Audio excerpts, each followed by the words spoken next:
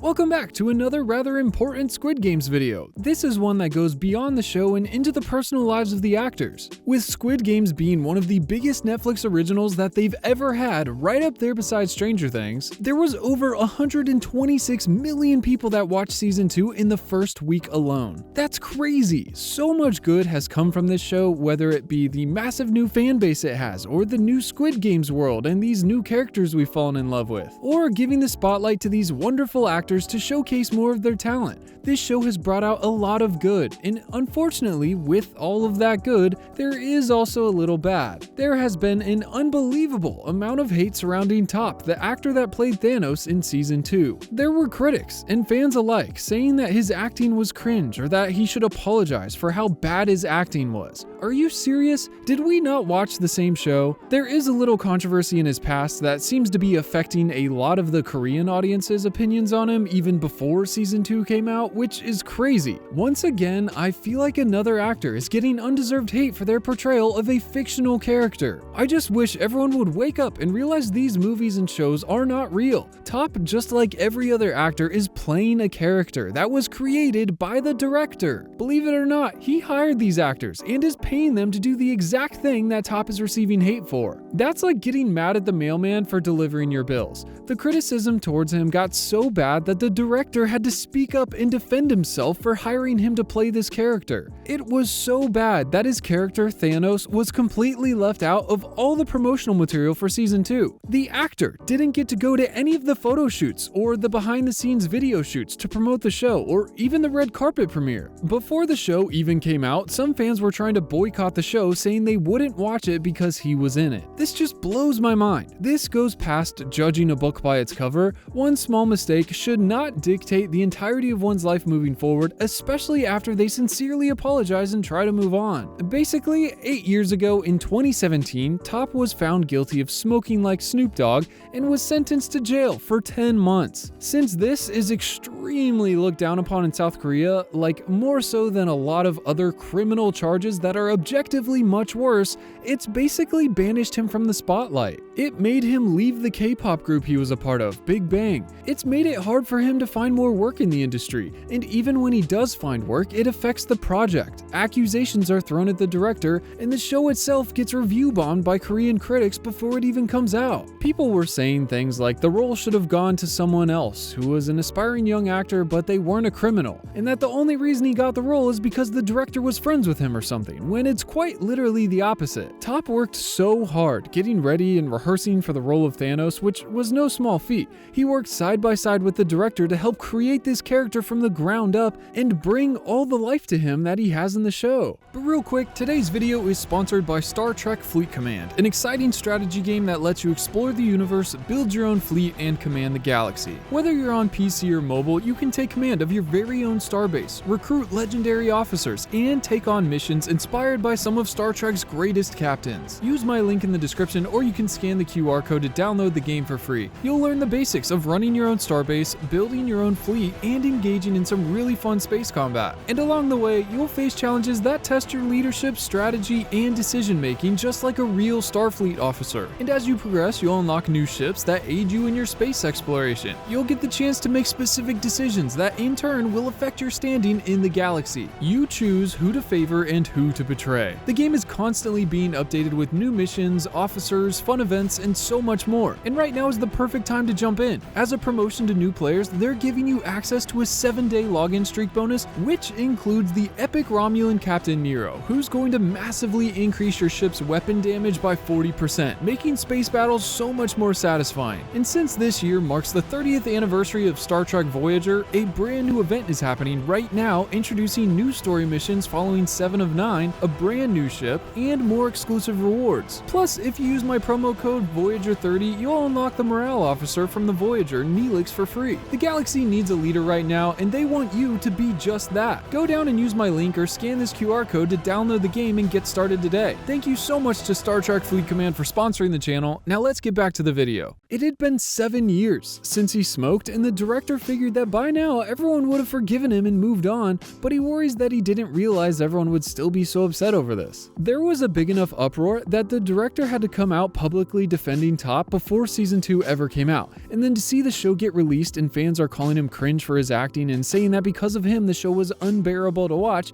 is heartbreaking. As you would expect, with the Korean media being so harsh on him over the initial drama, drove him into a depressive state and forced him into isolation. I mean, it really is a shame that he didn't end up getting to do any of the promotional material with the rest of the cast. I mean, why would you want to when you know the reception would just be so bad? The director actually reached out to T.O.P specifically to play this role for Thanos, and that's the one reason he decided to come back, is because someone finally believed in him. He made comments saying that he felt invisible, completely overlooked, and I can't help but feel so thankful that there's people out there in the world who are willing to give people like him who have made mistakes another chance. In no way should something so little steer the rest of someone's life like this. If you go back and watch any of his interviews, he seems like such a sweet, endearing guy, someone who loves art and is filled with excitement and hope for the world, and someone who wants to inspire everyone else to believe that they can do anything. Some wondered if casting T.O.P as Thanos hit a little too close to home, since Thanos is literally a washed-up rapper who uses throughout the show, and T.O.P mentioned that filming some of those scenes were a little difficult and hard for him to get through. But at the end of the day, if he didn't know the role was right for him, he wouldn't have taken it. He worked so hard to bring Thanos to life, from all of his old school dialogue and big flowy arm movements, to the purple hair, to the infinity stone colored nails he wears.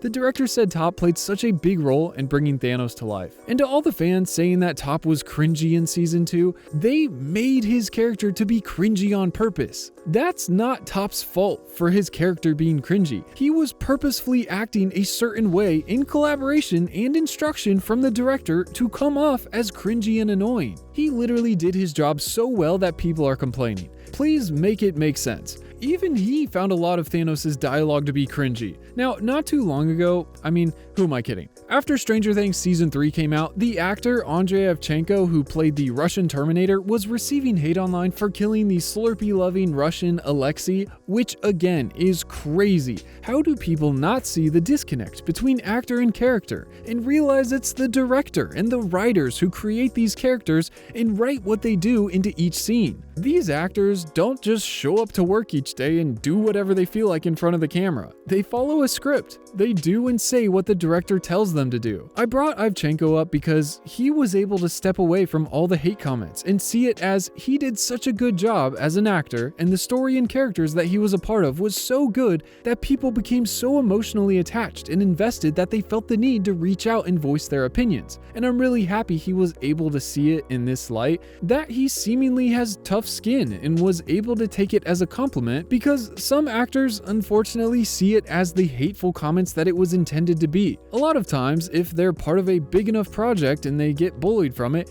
it will literally bully the actor away from the spotlight, off of social media, and sometimes into a depressive state. I hate that we see it so much with Star Wars, from Anakin in Episode 1 to Jar Jar to Reva in the Kenobi show. I hate seeing this. And it just worries me because T.O.P doesn't deserve any of this. Doing his job, and a good one at that, should never spawn a wave of hate. Back when the drama was happening and he was caught smoking, it heavily affected him. He had to take other things to deal with it and ended up going to the hospital over it, to which the paparazzi literally followed the ambulance he was in to the hospital trying to snap pictures. It just seems like an entirely different world, and I can't help but feel for him. Squid Games has such a massive audience, and he took such a big step trying to do some work and step back into the industry, and I think he did a great job. It's just so hard to see that most of the time the hateful comments outweigh the positive ones. Whether it's the traditional media or forums or social media, for some reason the mean ones just stick out more. And it really seems like the Korean media are so much more harsh, as if they were hoping that T.O.P would crash and burn. But thankfully,